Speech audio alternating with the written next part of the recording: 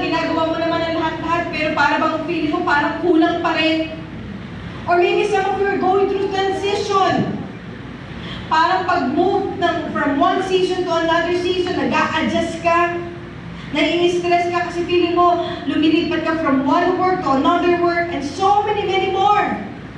Pero sabi po ng Bible in Philippians chapter 4, verse 6, sabay-sabay po natin basahin na malakas. 1, 2, ready, begin. Do not be anxious about anything.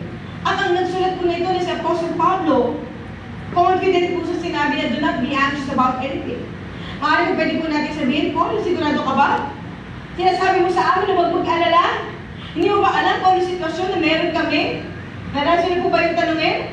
Pastor, paano namin sasabihin, hindi kami mag-aalala kung itong realidad ng aming pong mga buhay? No, this is a strong statement po. Kasi bakit? Dahil sa mundo na ating pong ginagalawan, hindi pa pwedeng hindi ka mag-aalala. Totoo po dahil sa mundo na ating pong ginagalawan, hindi pa pwedeng hindi ka mag-aalala. Totoo po ba yun? May mga aalalahanin po tayo sa ating pong mga buhay.